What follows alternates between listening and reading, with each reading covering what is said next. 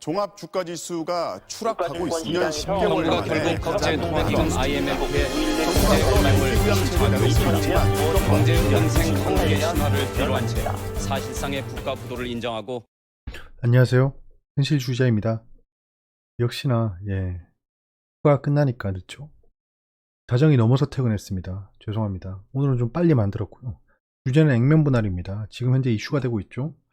액면 분할 이후에 주가는 이때까지 어떻게 흘러갔을까를 한번 보고 앞으로 카카오가 어떻게 그 발자취를 남길지를 봐야겠죠. 과연 개미 털기일까?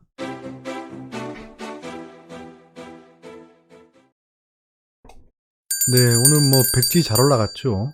오늘 같은 날도 연기금은 팔고 있습니다. 참 뚝심이 있어 좋습니다, 애들은. 그래도 오른다고 또 뇌동매매하는 건 아니잖아요. 오늘 좀 추가한 종목들이 있습니다. 판 종목도 있고요. 신한 에버리지 WTI ETN 비중 축소했습니다. 축소했고 SK바이오팜 비중도 축소했고요. 그리고 CJ 제일제당 세틀뱅크를 새로 들어갔고요. 에코프로비엠을 매도했습니다. 뒤에서 말씀드릴게요.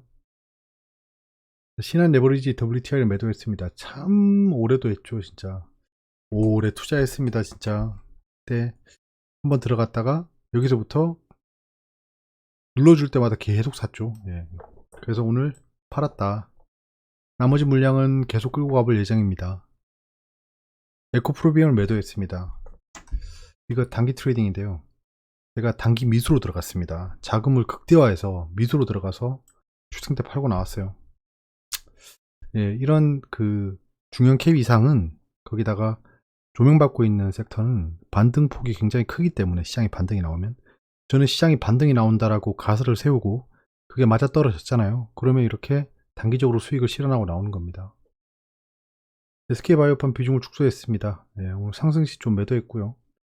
상승폭이 크지 않았죠. 이거는 블락딜 이슈가 있기 때문에 당분간 지지부진할 수도 있겠다. 뭐 이대로 올라갈 수도 있습니다. 올라갈 수도 있지만 조금 주가를 한동안 좀 놔둔 다음에 다시 제가 줄인 비중만큼 들어갈 겁니다. 지금은 때가 아닌 것 같아서 좀 빠져 있는 거고요. SK바이오팜은 계속 좋게 보고 있습니다. 지금 단기적으로 수급 이슈가 발생한 거고요. 자, 19년 그 20년 기사인데요. 19년에 액면 분할 기업이 90%가 고배를 마셨다. 롯데칠성, 뭐 장원테크, 삼부토건, IA, 뭐 엔디포스 등 액면 분할에 나섰던 상장사 10곳 중에 8, 9곳이 주가가 하락했다라는 겁니다. 액면 분할 이후에 주가가 하락했다. 아, 진짜 이건 잡주 말고라고 하십니다. 또 이러면 잡주는 없습니다, 세상에. 주식회사에 상장됐을 정도면 굉장히 좋은 종목이에요. 동네 공장에 사장하시는 분의 자제분들도 떵떵거리고 살지 않습니까? 외제차 타고 다니고. 근데 코스피 코스닥에 상장한 종목들은 잡주 아닙니다. 잡주 아니에요. 그래도 삼성전자를 보시죠. 삼성전자는 이렇게 올라왔는데요. 외국인 기관 그 매매 동향은 제가 가중치를 곱해서 표현했습니다. 이렇게 움직였었고요. 자, 액면 분할을 이때 했어요. 액면 분할 쭉 올라갔죠. 그러다가 갑자기 여기서 액면 분할 발표해서 딱 액면 분할 친 다음에 근 6개월 하락했어요. 그러다가 다시 상승으로 돌아섰죠. 자, 액면 분할 이후에 개인 투자 계속 삽니다. 그때 외국인이랑 기관이 계속 팔아요. 이때 제가 블로그에 글을 썼습니다. 이때 삼성전자는 한동안 하락하다가 반드시 반등할 거다라고 그때 박제가 돼 있죠. 그때는 뭐 그냥 유튜버도 아니고 그냥 블로그 쓰는 사람으로서 썼었는데 아무튼 한동안은 주가가 흘러내렸다. 그 뒤에 뭐 올라간 거 보이시죠? 네이버입니다.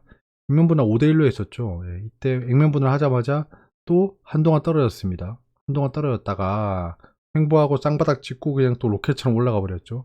삼성전자 네이버 보시면 한동안 주가는 지지부진했습니다. 하락했어요.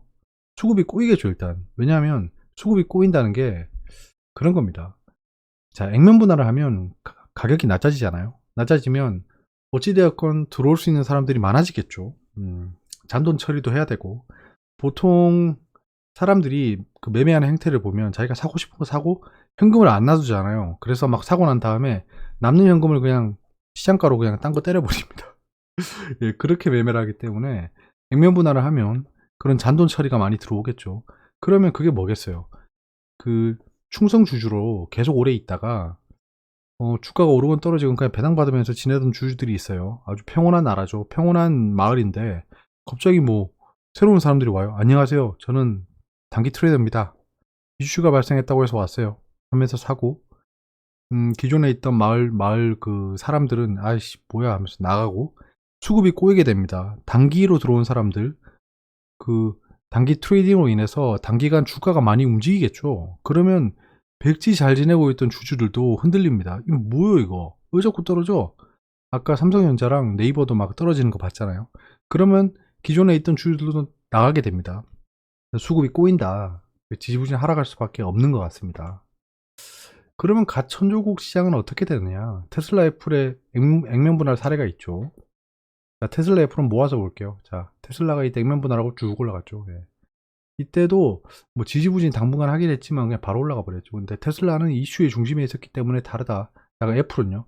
애플은 액면 분할 이후에 액면 분할 그때 주가를 회복한 지 얼마 되지 않았고 지금 하락하고 있습니다.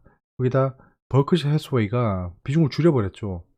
아무튼 애플 같은 경우에는 액면 분할하고 계속 지지부진했다. 예, 횡보하고 있습니다. 결국 단기간 이슈입니다. 단기간 이슈고 본연의 가치를 찾아갑니다. 본연의 가치를 찾아간다. 그래서 카카오에 대한 기업에 대한 분석이 끝나고 자기가 판단하기에 좋은 기업이라 생각이 되면 사는 게 맞습니다. 근데 지금 단기간 이슈가 발생했기 때문에 지금 들어갈 이유는 없다. 예, 지금 들어갈 이유는 없다.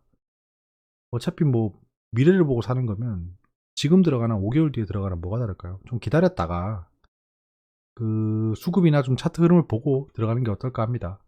미증시는 하락 중입니다.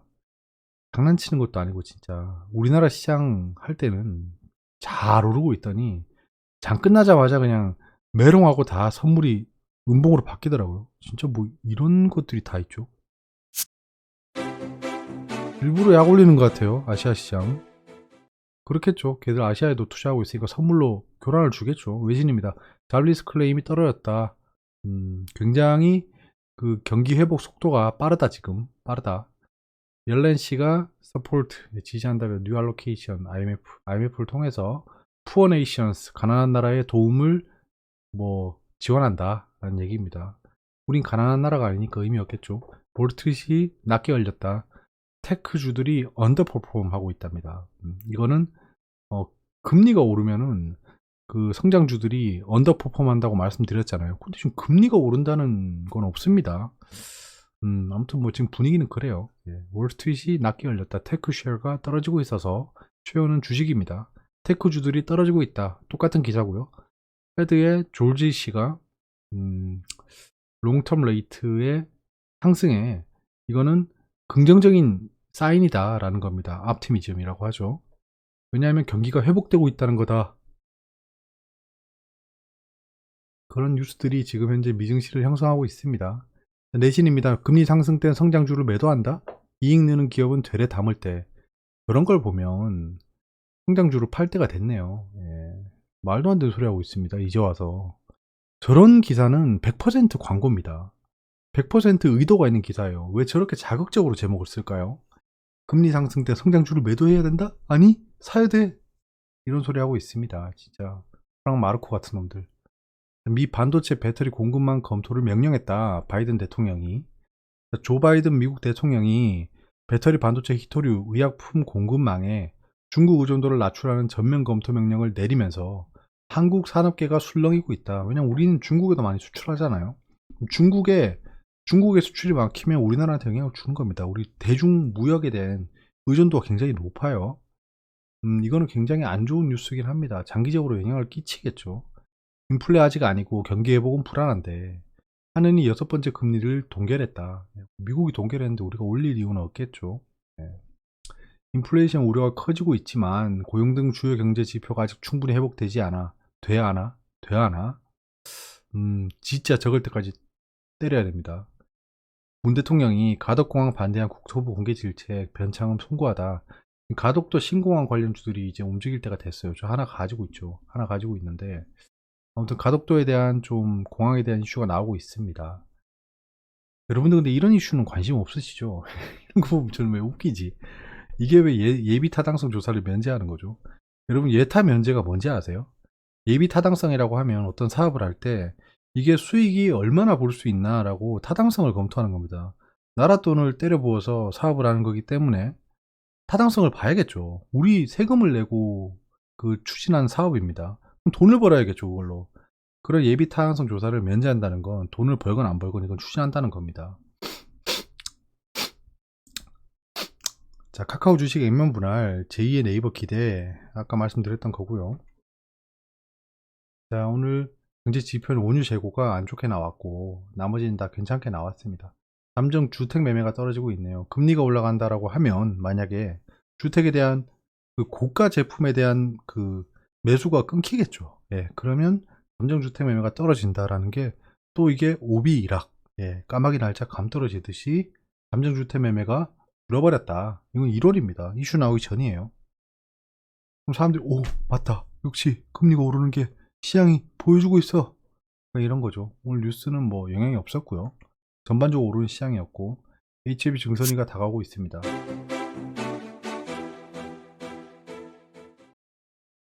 자, 오늘은 뭐 3% 넘게 올랐죠. 이런 폭등장은 또 오랜만인데 굉장히 찝찝한 상승입니다. 굉장히 찝찝한 상승이에요. 예. 이렇게 원웨이로 올라가는 건 뭔가 이상해요. 네. 무슨 이슈가 있었나요? 갑자기 우리나라에 무슨 이슈가 있었는데요. 갑자기 왜 이렇게 오를 수밖에 없었을까요? 그러니까 좀 이상했어요. 저는 이상하다.